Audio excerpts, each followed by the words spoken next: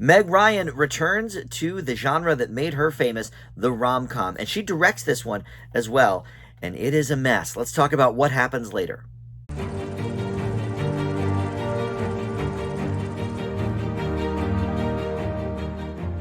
Hey guys, Dan here. This is Dan Reviews It. Welcome to my spoiler-free review for the new film, What Happens Later. This is in theaters right now. It was supposed to be released a few weeks ago, but like many movies, it sort of shifted schedules when Taylor Swift announced her huge concert film, the Eras Tour. So it is in theaters now, and you can see this one. It's Meg Ryan and David Duchovny, basically a two-hander. I mean, other than a voiceover that we'll talk about, they're really the only two people in this movie. In terms of, people that have dialogue. So we'll talk about all of this here in just a second, but first let me welcome you into Dan Reviews It. Thank you for finding this video.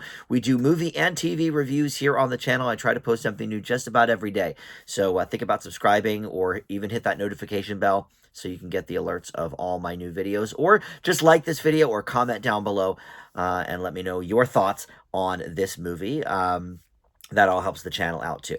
So, all right, What Happens Later? Meg Ryan co-wrote this movie. It is based on a play from years ago, but she has a co-writing credit here, and she directed this. She has one other directing credit to her name, which was her last film from several years ago. But yeah, listen, we have not seen Meg Ryan too much lately, right? Obviously in the 90s, and well, even before that, in the 80s with Top Gun and some of the other movies there, early in her career, and obviously when Harry Met Sally was late 80s. She's really made a name for herself with some of these romance movies. She's done some other ones along the way, but I think that's what she is certainly most known for, most remembered for. And then, about, I don't know, 15, 20 years ago, she did what a lot of Hollywood actresses end up doing. She, went the plastic surgery route and had so much that she was, sort of unrecognizable. And so I think, she found it hard to get roles in that vein, and that certainly happens. It's, a nasty, nasty business, especially, for women. Trying to age gracefully can be tough in the industry. But unfortunately for her, she messed a little, maybe too much with the looks, and I think started, losing out on movies because of that. So she said, you know what, I'm going to direct this. I'm going to, produce this. I'm going to co-write this. This is, her project, essentially. And so she's going to put herself back into the business that way. And it's unfortunate because this movie is god awful. It's really terrible. So we'll talk about why in just a second, but let me give you, the brief synopsis. So she plays Willa, and David Duchovny plays this dude, Bill. They are ex-lovers from decades earlier. They see each other for the first time in years at an airport, and they both find themselves stranded there as they are snowed in, waiting for, their various connecting flights. But neither of those are going to happen because they are stuck in the airport overnight. So they decide to sort of, hole up together and have a seat and start talking and, get some small talk in, catch up a little bit, et cetera, and it goes on like that. The only other acting role really is a voiceover. Hal Liggett plays like the airport. He's credited as airport voice, but yeah, he's like the guy over the loudspeaker, sort of telling them, okay, this flight is canceled, this flight is postponed, X, Y, and Z. So. And he kind of interacts with them also, which is one of the many, many annoying things of the movie. All right, so let's start with why it's so bad. The script is terrible. So you have this, it's supposed to be a rom-com. I didn't get one even chuckle out of this movie. But David Duchovny, look, he's never been a leading man, really. Obviously, the X-Files was his biggest thing. He was sort of a leading man there, I guess. I mean, he was the lead, along with Gillian Anderson, but in terms of like a romantic lead, well, I guess there was a little of that too in the X-Files, right? Their whole will they or won't they thing. But in terms of film roles, he's had a few, but he's never certainly been an A-lister in movies like Meg Ryan has been. But look, age-wise, I think that makes sense. You could see that, okay, maybe these guys knew each other decades earlier, whatever, whatever.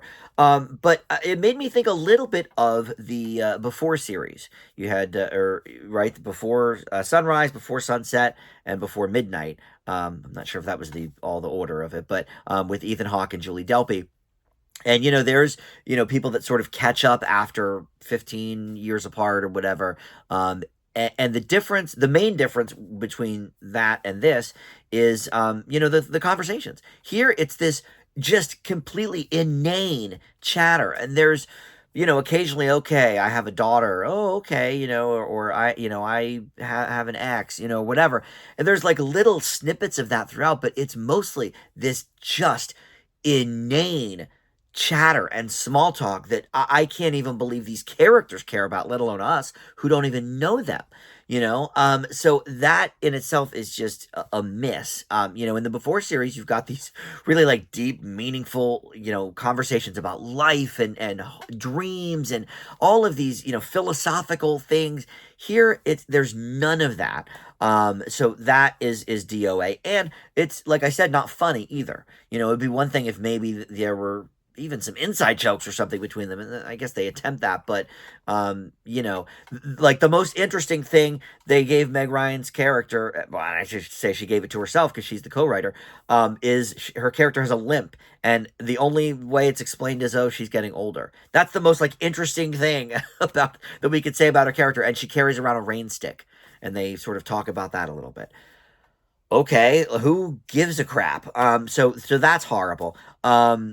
And then the voiceover as well. So you've got this airport announcer guy, like I said, and it's like he's talking specifically to them, right? Which is already kind of corny, but it's to the point where, and he's not necessarily talking to them specifically. He'll say like, oh, the flight to Miami is canceled and the flight to this place is canceled. He'll just mention those two flights, even though the whole airport is snowed in, whatever.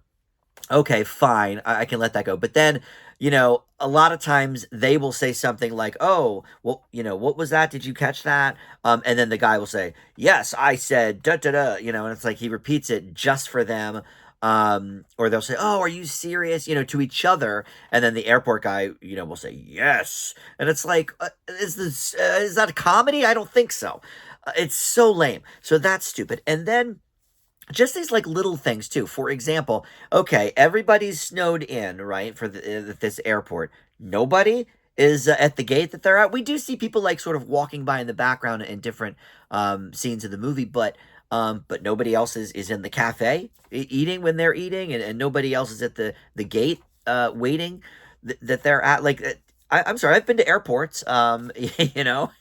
It's a little crowded. So I don't understand that. And then just down to the details of like the music that's playing supposedly over the airport speakers is like this I don't know, like jazz fusion version of like pop hits like Semi Charmed Life and You Learn by Alanis Morissette and stuff. But it's not like the Muzak version, that you'd hear like in an elevator, just like the instrumental. They're actually like singing the songs, but it's like these jazzy covers.